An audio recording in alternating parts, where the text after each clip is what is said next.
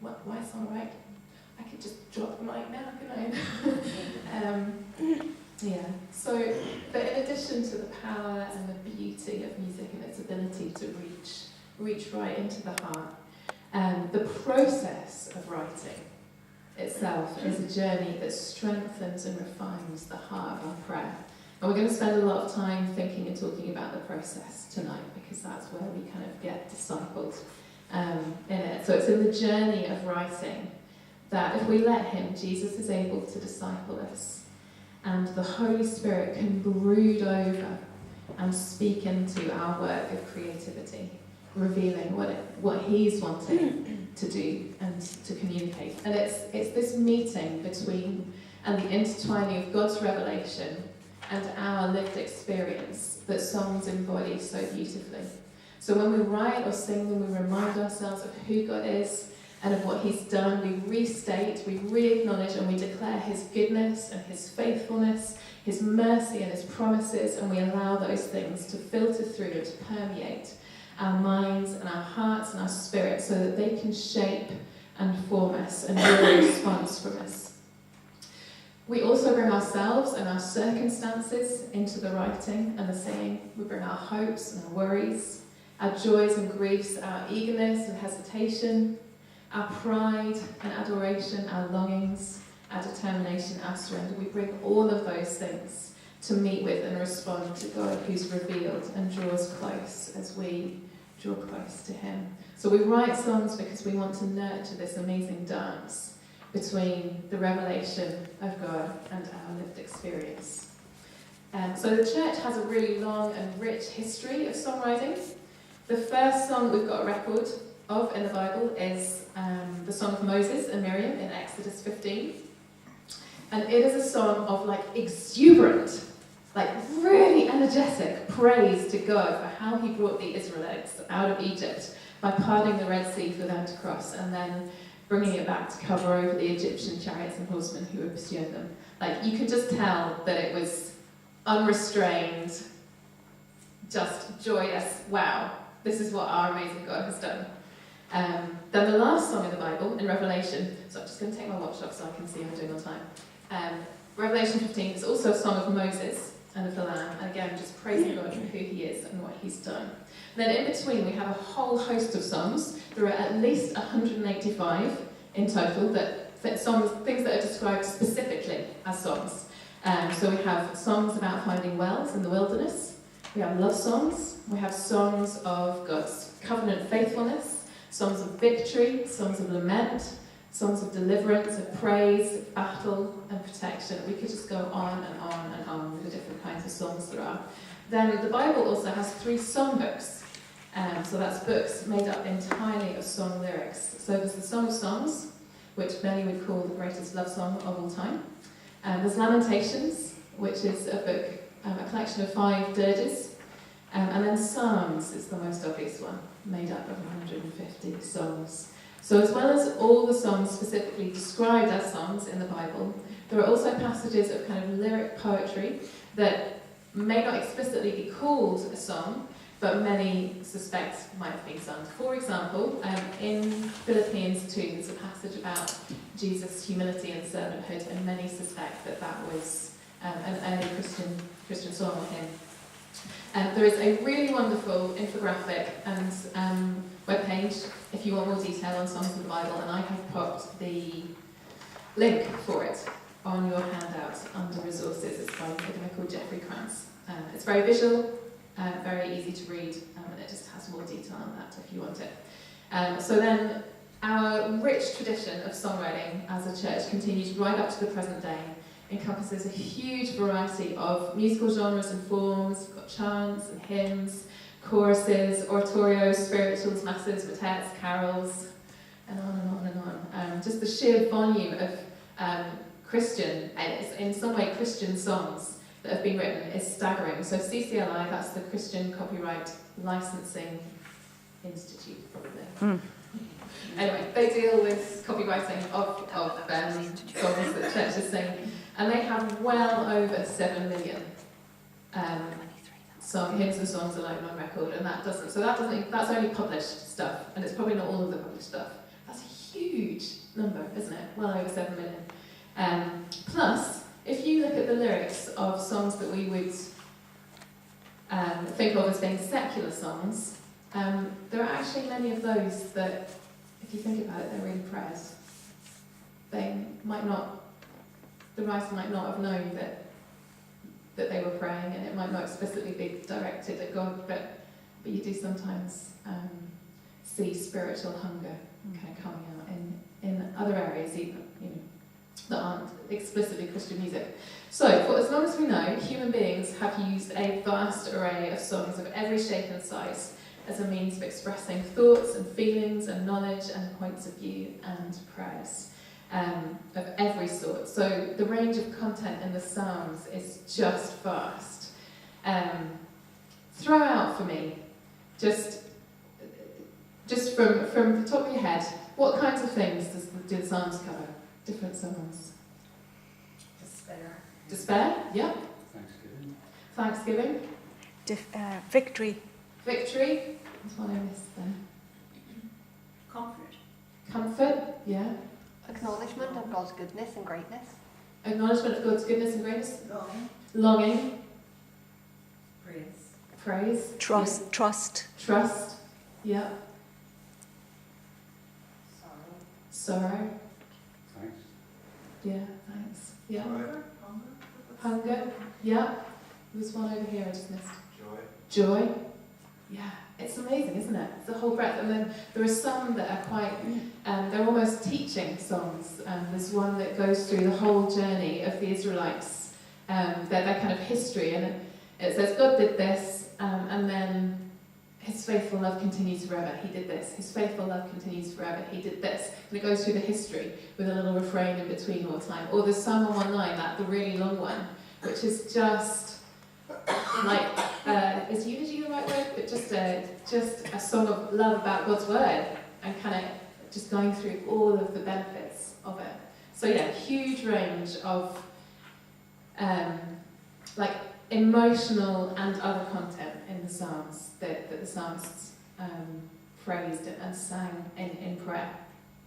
So that's a little bit about background to songwriting. So we're going to move on to our kind of how-to section. And in this, I'm primarily going to talk you through my writing process. Okay, so there are other ways of approaching it, and obviously there are different levels of sort of investment, if you like, in it, or commitment to it, or interest in it. So please remember that part of the journey of songwriting is trying different approaches and figuring out what fits you, what's right for you at this stage in life. And also, remember, please remember, this is really important, songwriting is not everyone's primary creative outlet. Yeah? So, if that's the case for you, I'd encourage you to listen and try and pull out things that maybe apply to your creativity, whether that is that you are creative with textiles, or with paints and pencils, visual arts, or maybe you are creative in your teaching work. Maybe you are creative as a statistician. Maybe you're a creative problem solver. I don't know what it is, but yeah. I truly believe there's creativity in all of us. So yes. So my writing process. The most important thing for me is simply to set aside time to write. And same with prayer. If we don't set aside time for it, it doesn't happen. So that's the most important thing, just simply setting aside the time. If I don't prioritise and protect the time, it really easily gets eaten up and filled up with more urgent things. Oh yes, I think it's absolutely hilarious that tonight is deadline day for you guys. Sandra and I were having a little chuckle about that at the beginning, because so this thing about like the time gets eaten up with other things and all the rest of it, and you need to set time aside for it. One thing that I and many creatives find really, really helpful in this respect is having deadlines. And that is the backbone of one of the adventures we've had as BCV songwriters. We've done something called a song circle, and one of the basic premises of it is that each writer has a deadline every 2 weeks to produce a new song. Whoa. And if they don't write that song in those 2 weeks, if they don't come with a new song every 2 weeks, they are out of the group for the year. Yeah? But if you don't have those consequences, people, they're like, our lives are so busy. They get so full of other stuff, and we don't put the time into it. And so actually having the deadline with a consequence has been really, really, really effective. So just to illustrate that, so it was 2018, last year we ran our first song circle. In 2017, I am aware of a handful of songs that were written in BCV. In 2018, I'm aware of over 150 songs written by people in our church. Some of them were kids, and some of them were beginnings of songs rather than completed songs, but that's the effectiveness of deadlines. So bring on the deadlines.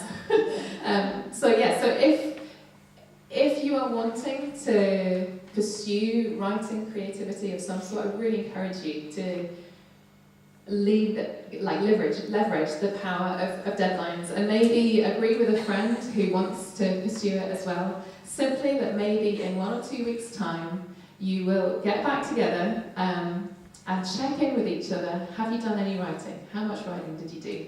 How did you find it? So have you done it? Compare notes on how you found it, and perhaps even share some of what you've written.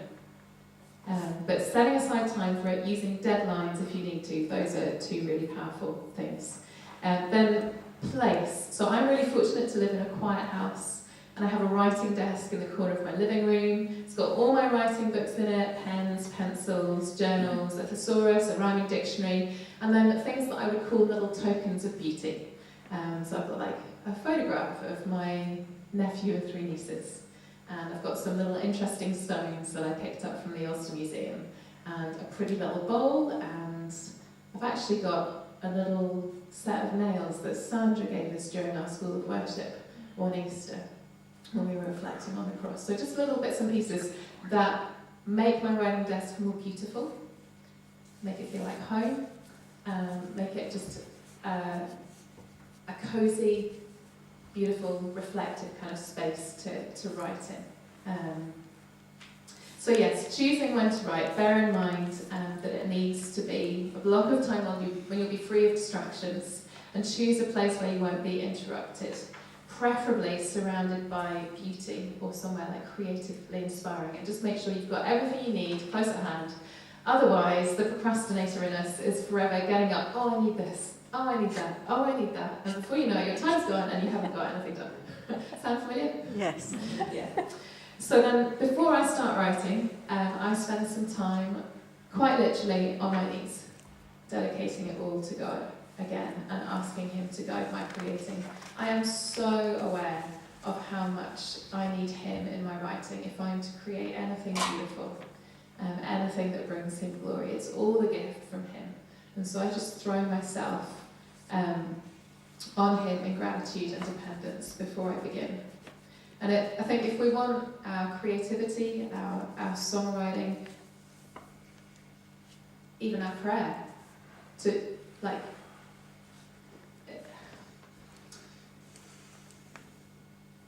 if we want it to be prayer, we need to start from that place of just dependence and I suppose it's a way of centering as well, isn't it? Have you talked about centering prayer in your program? Yeah. So I suppose what I'm doing when I just get down on my knees and invite God, invite Jesus into my writing, it's a kind of centering as well. Then, if you've ever done any kind of writing at all, whether it's essays, assignments, reports, poems, stories, songs, even letters, I think you will know the terror of the blank page and how that beautifully blank page, it just like reflects itself inside your mind. And you sit there and stare at it, panicking. What am I going to say? How do I start? Where do I begin? So when it comes to putting pen to paper, I quite often start with what I would call stream of consciousness writing. So I'm not trying to write a song, I am just writing whatever is going on inside my head. And it's usually, I've got to do this today, I'm going to have this for my dinner, I must remember X, Y, and Z. And sometimes it's something that I'm worrying about, or just something that my mind is kind of working on. And sometimes it's, I don't know what to say, but I've got to keep writing and fill up these 3 pages with whatever I'm thinking. So literally, stream of consciousness writing. The benefit of that is it just gets the writing, the creative flow going. And that can just help us to get over the creative paralysis of the blank page. So it's a good place to start. Then this next thing is, in many ways, for me, the crux of when it comes to songwriting as prayer. So much of the time, what I'm wanting to do in this writing phase is to reach into my heart for the cry that is waiting to be released to God. Okay, so I'll say that again. I'm wanting to reach into my heart for the cry that's waiting to be released to God. And that's a big part of what makes songwriting prayer for me. And I was thinking about this in the car, and just thinking, actually, that's kind of what makes prayer, isn't it? Because we could have a beautifully organised and colour-coordinated diary of lists of prayer points, and we can kind of pray through them by rote. But God wants our heart, doesn't He? He wants intimacy with us. And I could sit at the piano and concentrate on the technical excellencies, all the kind of technique of the songwriting craft, and I could completely miss bringing my heart to God into it, and allowing Him in the writing to open it up and release this cry that's in there, that's waiting to be released to Him. So how I do that, sometimes I do it by just sitting at the keyboard, and I will find myself just a little chord sequence that I can keep on going over and over and over, and I'll just sing spontaneously. Just sing out whatever words and melodies come into my head until I hit something that has the Holy Spirit on it, or just carry something of God's presence.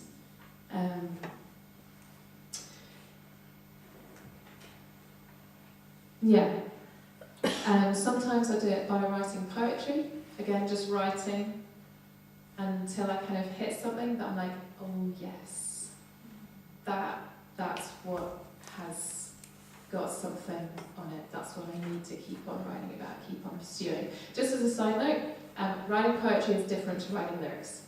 And I sometimes just need to not have the kind of extra structure of lyrics and just write more freestyle poetry. Just to, again, it's kind of about flow. Sometimes this kind of heart cry, I maybe become aware of it in my stream of consciousness writing. Maybe as I'm writing those few pages, I'm like, oh yes, this is the thing that is, it's what's in there today. That's what I need to press into. And sometimes maybe I already know, even before I've sat down, actually that's what I've got to work on today. That's what I've got to kind of see released today. And maybe it's something to do with events of the week. Maybe it's something to do with other prayer times I've been having, maybe from a journaling session, things God's been saying to me, whatever it is. But it's looking for that heart cry that's waiting to be released. And I thought, as an illustration, it's maybe a bit like mining, as in you have to kind of dig through all the layers, like the topsoil and then the kind of layers of mud and rock and clay or whatever it is, until you hit the seam of coal or whatever it is you're mining for. Once you hit that seam of the mineral you're after, then you can follow it. So that process of just sitting at the piano, singing out spontaneously, that's the kind of dig through, and then the kind of, oh yeah, that's where I can feel the Holy Spirit brooding over that. Then I'm like, okay, that's the seam. I need to mine it and get this, get the stuff out. A similar kind of illustration, a lot of creatives would talk about priming the pump, as in you have to kind of do a bit of work to get started before what you want actually starts coming in. That kind of idea. So try not to worry during that writing phase about whether what's coming out is good or not, because a lot of it won't be.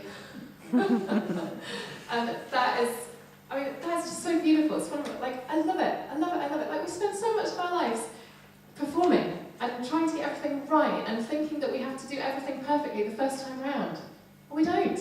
One of the most beautiful things about being a musician, like learning instruments, in terms of Jesus discipling me through it, is the moment I realised that no one expects me to sit down at the piano and play a piece I've never seen perfectly the first time round. Well, I mean, if it was super easy, maybe they would expect me to. Anyway, but just the idea that, I spend weeks practicing. And in other areas of life, we expect to be able to go in and get it right first time round. We expect to sort of be able to know what we're doing somehow, even if we've never done it before. But music teaches me that we get to practice. And that's not just true for our instruments, it's true for life. We can practice things. So in this writing stage, think of it as practice. You can turn off your internal editor and just get it going. Just get it coming out, uncensored, and then as it flows out, you'll be able to work out, okay, yes, that's resonating, the Holy Spirit's on that, and so on.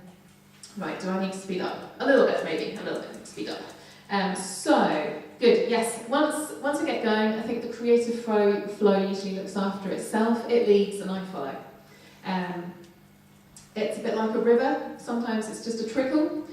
Sometimes it's rapids or waterfalls. Sometimes it's slow and meandering. Sometimes it maybe gets silted up with sticks or rocks that make temporary obstacles. So it has its ups and downs, moments of elation, moments of frustration, rhythms of not being able to run fast enough to keep up with what's coming out, moments of waiting while I sort of, my inner creative chews on a corner, sometimes wandering through like a whole maze of alternative options, sometimes paddling hard while I wrestle with a line or a phrase. But once you're in the zone, there is definitely a kind of creative stream to ride, and you kind of get better at knowing what that feels like and its ups and downs. And then similarly, I think we know when we're done. You know when you've kind of reached the end of that writing session. I don't have children, so I've never been through childbirth, but I suspect that there's something about this process that's like birthing something, in that you have the labour of writing with like its intense patches and lulls, and then once it's out of you, it's done, and you know it. Some of the women are laughing, okay. Hopefully that means that is resonating on some level. So yes, and just becoming kind of more sensitive to that creative rhythm, respecting it, letting it lead you as far as you can. Sadly, sometimes it is the clock that has to tell us when to finish. Shame, but true.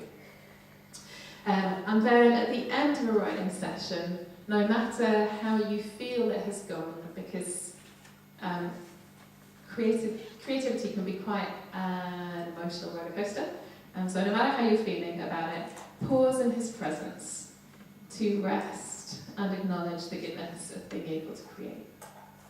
I can honestly say that writing for me is what running was to Eric Liddell. I'm sure you know the story. So I can honestly say that when I write, I feel the pleasure of God. And it brings me life, it energises me, and fills me with gratitude that I get to do it. So quite often this comes very naturally for me at the end of the writing session. I'm just like, Jesus, thank you that I get to do this. Like, just so full of life and the richness of it. But it's really good because we're wanting to approach it with this posture of prayer, to make a point of just pausing at the end to say thank you. It's all from you. Thank you. So, believe it or not, that is just the beginning. And it's the easy bit. The real hard graft happens when we start editing. Yes. Editing is something that I pushed hard into, have pushed hard into, so let's say, it was probably the second half of last year. And I think, so Sandra was one member of our very first ever BCV song circles. And I think you probably agree, when we started it, I think we all thought that the hard work, 80% of the work was going to be in the writing process. Little did we know that actually probably only 20% of the work happens in the writing process, and then 80% happens in the editing. So editing is a cyclical process of going back over the song to get it to the best that it possibly can be, and going through as many different drafts as it takes to truly finish the song. And a lot of people are enamoured with this idea of sort of receiving a song straight from heaven. Which is wonderful, and it does sometimes happen, but the reality is that when it does happen, it usually happens to writers who have like a whole wall's worth of filing cabinets full of songs that they have slaved over for hours to hone their craft that will never see the light of day. Yeah. So yes, as with many things, songwriting is often 1% inspiration and 99% perspiration, and most of that perspiration happens in the editing process. So we could talk for hours about the minutiae of songwriting craft, like clear vision, lyric writing techniques and excellence, melodic hooks. I would love nothing better than to be let loose to talk about those things all night, but we don't have time in this hour to cover everything. So I will leave those things, and any of you that are interested can pursue them. I've got some book recommendations here, which I'll go through at the very end. But for now, let me just say that it's often in the process of editing that I've been forced to get to the heart of that cry that's waiting to be released, that I was talking about earlier. To get to the heart of the prayer that I'm putting into song. And it feels to me a lot, so again, it's something I've never actually done. I've never been a sculptor, I've never sculpted. But I imagine that the editing process is a lot like sculpting, and you're just constantly chipping away, chiseling away at this kind of block to slowly but surely reveal what's inside it, until eventually every part of it is present clearly and in detail, and you just have to kind of polish it. Does that make sense as an analogy? Mm-hmm. So in all the cycles of editing, of going back over the song again and again and again, just each time it gets a little clearer, and the focus or the vision becomes a little sharper until it's polished and finished. So it's in the editing, for me, where I find myself most often asking myself that, what is this cry that is waiting to be released? Because in the writing process, I suppose I'm trying to stay open to the Holy Spirit and sort of sense what He's doing, and then I hit something, and then I kind of follow it and just follow the flow. But it doesn't come out perfectly formed, and so it's in the editing process that I keep on going back over it, saying, okay, does this all tie back into this heart cry that I want to release? And the reason that's important is that I suppose a lot of it is for the sake of others.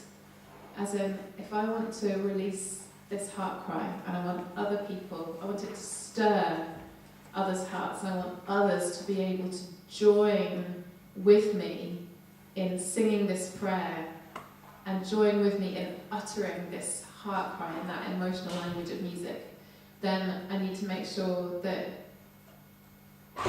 everything I've written pursues that, ties into it, flows towards it.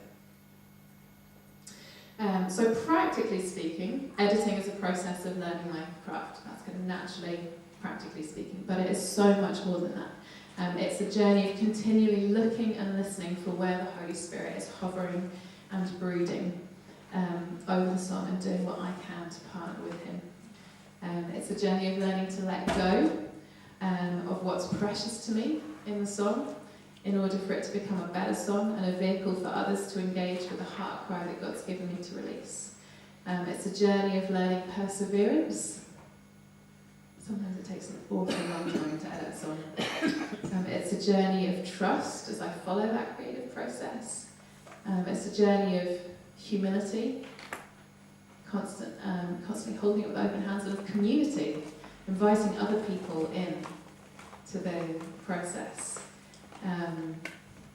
And so those are just some ways in which the editing is a journey of discipleship and of prayer, if we choose to let it be. So, you have listened to me for long enough. I am going to ask Sandra to come up and chat a little bit about her personal kind of stories or experience of songwriting as prayer. And just to say again, so Sandra is, in terms of our group, our community of writers at BCB, Sandra is one of the writers who she just chews over her lyrics so beautifully and prayerfully and prophetically. So I'm really excited to hear what she has to share with us as well. Come on, Sandra.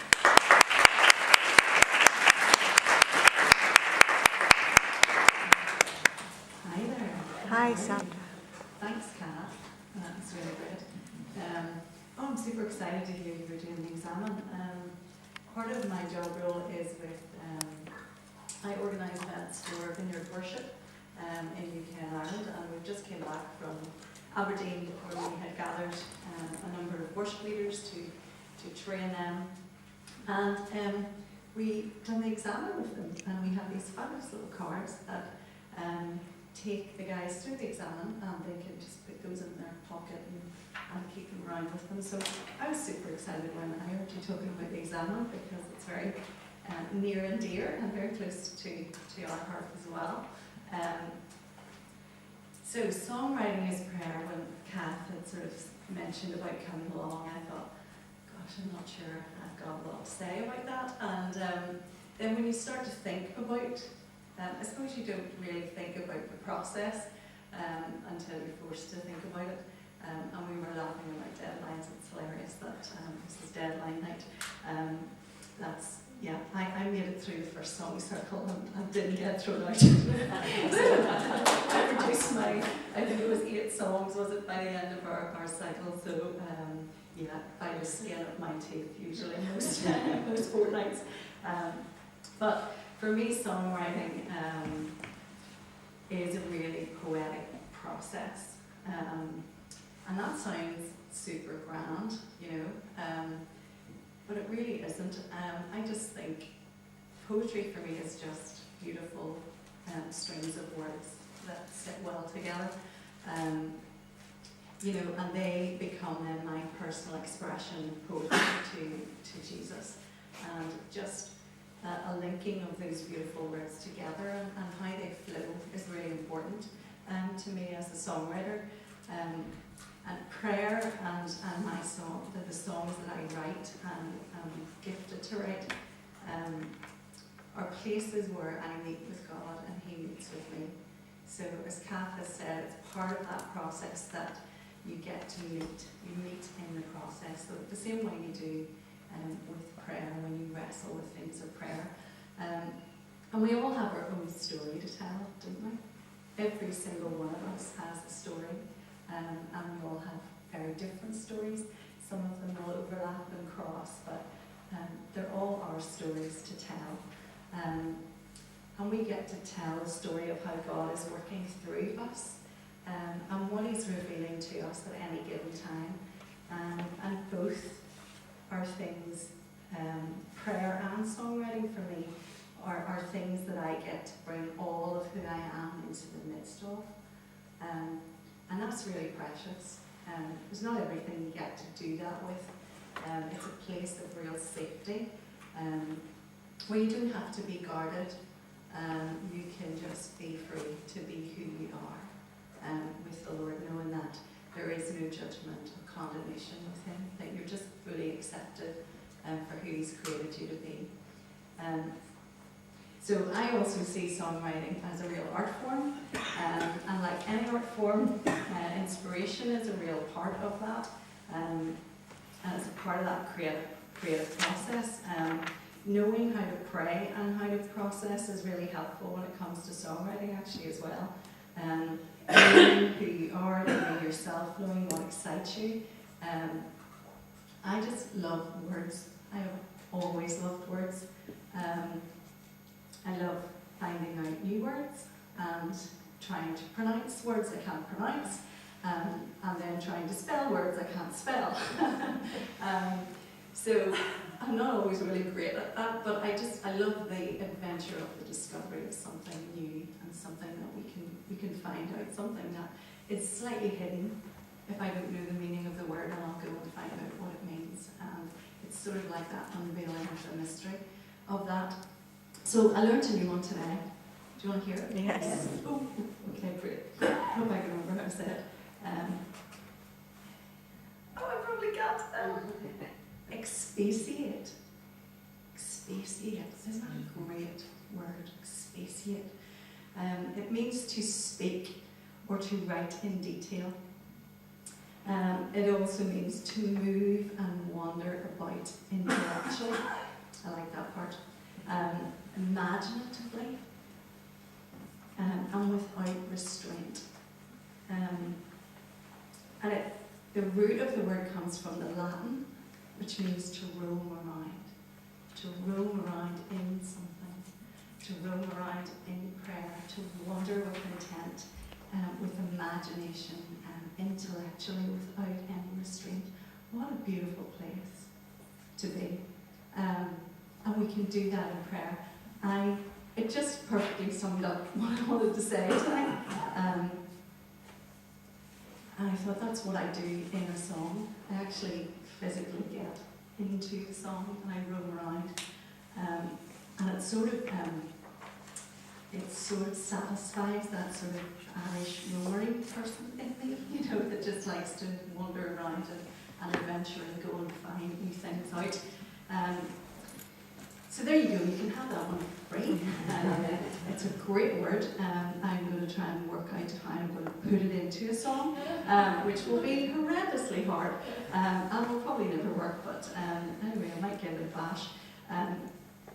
So the same as for Cath, the songs for me are really an overflow of the heart, and the essence of my prayer language makes up then the core theme or the heart context for the song, which then emerges out of that place. And in the name of prayer, words flow really freely. I think it's lovely to get to that place where we can just say whatever we feel like saying to Jesus. Because I used to wrestle with that, and then I thought, well, He already knows every single thing that's in my head and in my heart, and every word that is about to come out my lips before it even does. He knows it all already. So I don't know why I'm trying to be so proper in His company, because He already knows everything anyway. So just be free in that, and let that sort of be a free-flowing thing from you. In the name of song, it can be a little bit more challenging to create what you're trying to say, because of all the other elements that Cath has so beautifully went through, the melody, the arrangement, and rhyme. Oh my gosh. That is probably one of the trickiest parts, to try and say what you're saying and then make it sound beautiful and make it all fit and make it all rhyme so that everybody, so that it sings well and doesn't cause people to trip up. Those are all the things that make a song great, but when crafting a song or even a prayer for public use, we're asking for the divine grace to create something that will express something that others can take on and make their own, something that you can feel connected to. I think we've all been in a place where someone has prayed a really passionate prayer and we have just connected with their heart. and they've given us a little bit of themselves in that prayer. And I think songwriters give away a little bit of themselves, and a little bit, in worship songs anyway, a little bit more of a revelation of who God is. Well, that's hopefully what we do. It's certainly one of the things we try to do. And we wrestle with our insecurities. We hold on to the faith and belief that God has not forgotten us, that this can so accurately describe the lyric writing process, because you can sometimes feel like you're completely forgotten, especially when you get to the editing part, which is just excruciatingly painful at times. But lately, the very best you can hope for as a songwriter is that opening up my own vulnerabilities in the lyric writing process through song allows other people to enter into a really precious space and a precious moment, and just offer up their own prayer or their own song to God. And that's a really precious gift, I think.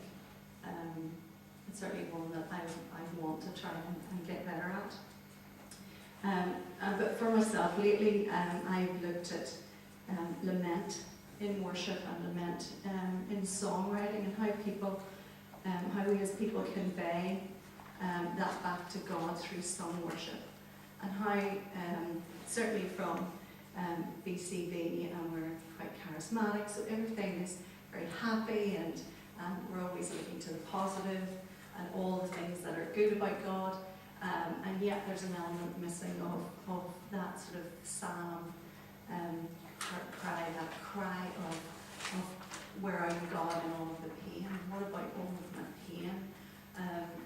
So when we looked at lament, and I was quite challenged by that, and we've gone through a series of really quite horrendous family events, where two of the members of my own family and my husband's family, one from each side, who were completely unrelated to each other, committed suicide, and then we had some incidents of cancer in the family, and there was just this period of time where there was just a crying out, Lord, where are you in the midst of the pain? We see him so clearly in the joy, and yet he's so ever present in the pain as well. So, I actually think the Vineyard are slightly better at starting to bring more songs of lament into the worship, certainly into the popular worship realm. I certainly don't stand and declare that I have all the answers to that, but it is something that I'm wrestling with, and you get to look at the big questions in prayer as you pen lyrics, and in the case of lament, what do I really believe about how God responds to us in our darkest places? What do I really believe about that? Do I believe he's absolutely faithful, and he's true, and he's good? Do I believe that even though all of the circumstances tell me differently? And that's a really tough journey. And I thought the best way to display this maybe was, I thought I would read a few lines from a song I've written. Would you like that? Yes. Would that be okay? It's not completely finished, so please, lots of bucket loads of grace. But I started this just trying to explore the mercy of God through really tough times, and I started to try to just push into that and see what I could discover, if I could discover anything about how God responds to us and how we respond to him in that time. And the song ended up going on a wee bit of a storytelling journey, which sort of is reflective probably of my style of writing anyway, is that I start with one thing and tell a little story till we get to the end, and hopefully the end's a good end. So that's sort of where I sit with that, but I'll give you a little quote, and then I will read you some of the lines from the song. this is a quote from the Illustrations of the Omnipotence of the Deity, written by someone very, very much smarter than me. But you might notice a word that you might recognize. At every step of the mental process, sufficient time must be allowed for the imagination to expatiate on the objects before it, till the ideas approximate as near as possible to the reality.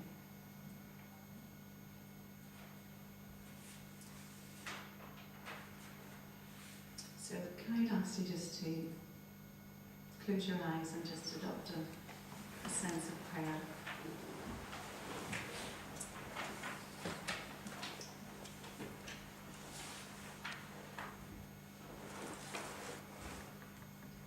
When our failures feel greater than our gains,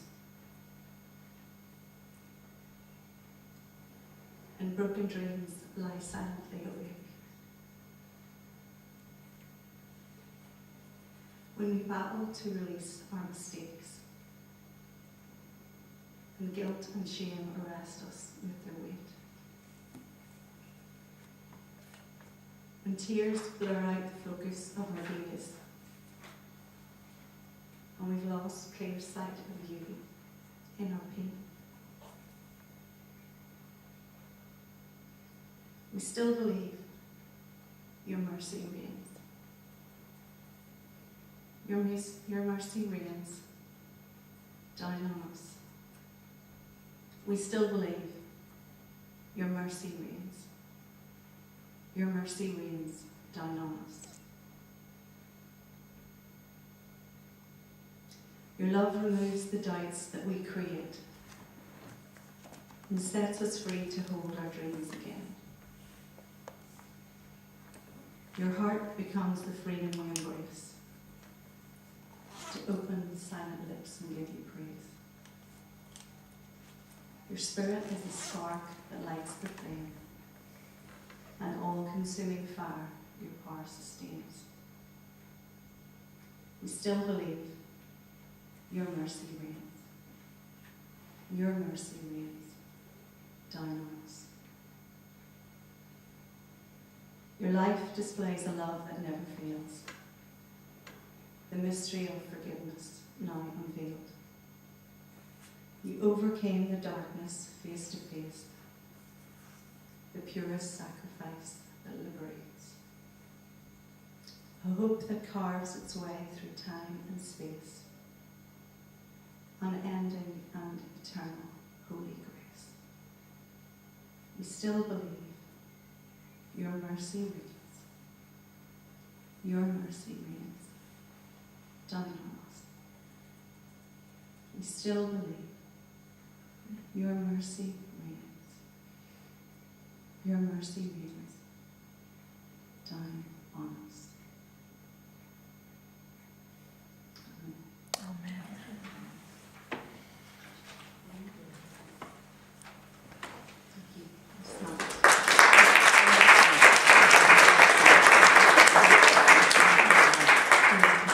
Thanks so much, Sandra. Amazing. So, I wanted to make sure that we left some time for questions. So we've got a few minutes, and then I'm going to talk through the resources that I've brought along as well. So, questions. Does anyone have any questions? But they can be general ones if you want to direct them. They can be for Sandra or I. So just any questions. Yes. It's a bit like what comes first, the chicken or the egg, you know. Do you assemble your words and then get the music to fit? Words or music. Or does the tune come and Sure. then Yes. you craft the words? Yeah. So, great question. Music work first or words first? It's actually entirely up to you. So most writers will find that they have a kind of a normal one, that they'll start with one or the other. But there's no right or wrong. So it just is whatever works for you. Just because of my background, I quite often find I'm actually doing the words with a melody inside my head simultaneously, so I can hear the melody inside my head whilst I'm writing the lyrics at my desk. And because of my musical training, I also have a very strong idea of what chords will go with that melody. So actually when I come to sit and play it at the piano, it's kind of already there. But just go with whatever is, certainly for getting started, go with whatever feels natural for you. And then once you've established a kind of rhythm for how you work, then shake it up and switch out. So I quite often will start at my desk writing words, but I have made myself start at the piano or the guitar, just because starting in a different place sometimes takes you somewhere different. And that in itself is a wonderful part of the adventure for creativity. So.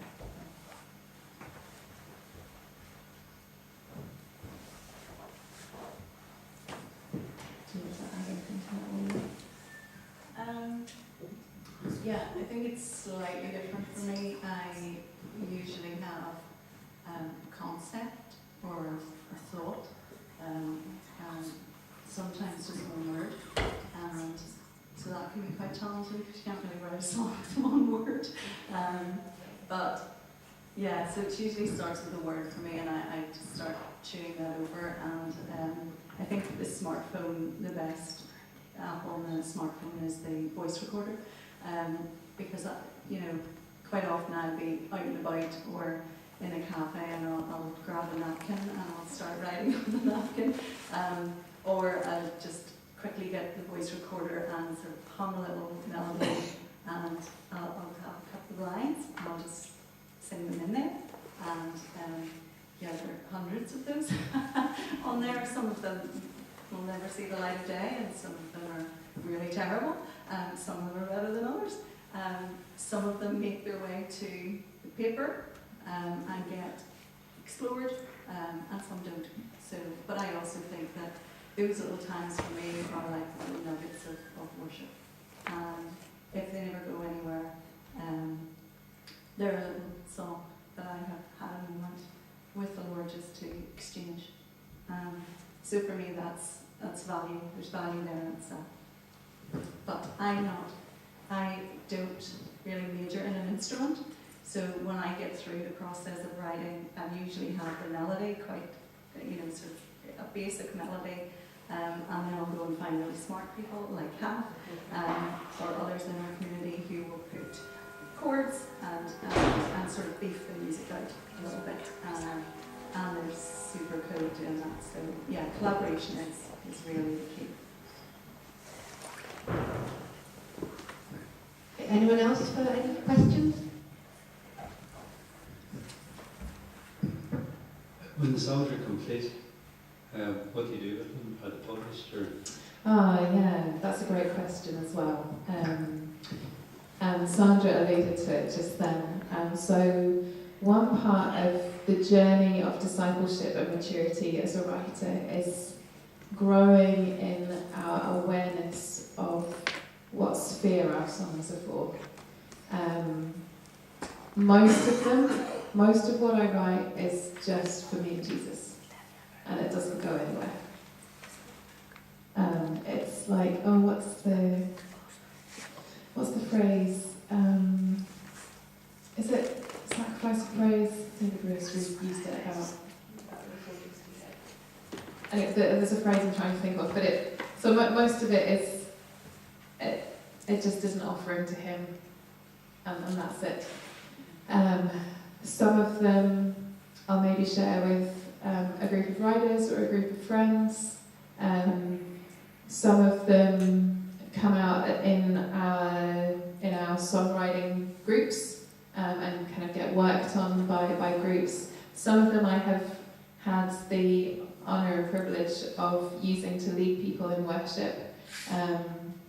A couple in one of our smaller communities called Friday Church as part of our compassion ministry, and we've used one of mine on Sunday morning as well. But just to give you an idea of the numbers, the kind of proportions, So I would say that I am now well over 100 songs in total in terms of what I've written.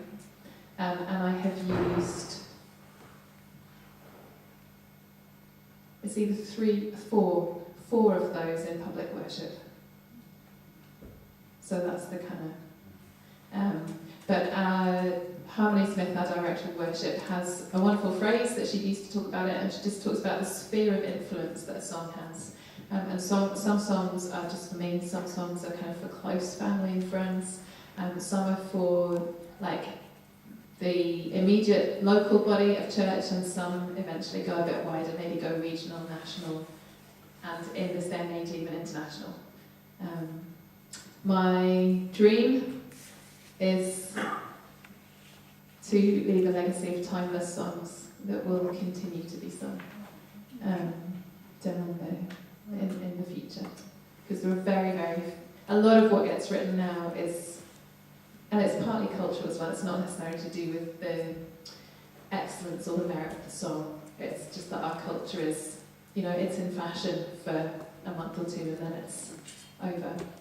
But I would love, and this isn't just my dream, it's my dream for our community of writers, that actually we write songs that continue to get sung by saints. Harmony, you mentioned one of the songs that were sung in the church at Christmas time. It was one of yours. And I just wonder if we could be so bold tonight as to maybe ask you to just give us a sample of that, or because I have no doubt in my heart that it is one that we will sing forever. Oh, that's very kind of you. I was actually, so Marie said it's the one that I could sing, and so I was thinking it would be kind of quite nice to sing you one that's kind of in progress, so you get kind of something a bit raw, but honestly, I'm not sure that I can actually remember it in progress fully enough to do it, whereas that one is well and truly in my head, so yes, I could do that one. Thank you. Before we start, lyrics might be different, I think you can insert lyrics, but it must be very difficult to get an original melody. Without other melodies from other hymns or other songs or secular songs coming into your head. Yeah. But there's a limited number of... Wow, you'd be surprised. I mean, people are still writing new ones, aren't they? Yeah. Our worship pastor, David, keeps on exclaiming this. And he's a melody first person, and he will sit down with his guitar, and he writes beautiful melodies. But he sort of said recently, same four chords, how can we come up with something new? And then he was listening to another song by, I think it was a Bethel song, and same four chords, and they could come up with a completely fresh and original melody. So, yeah. One of my favourite takes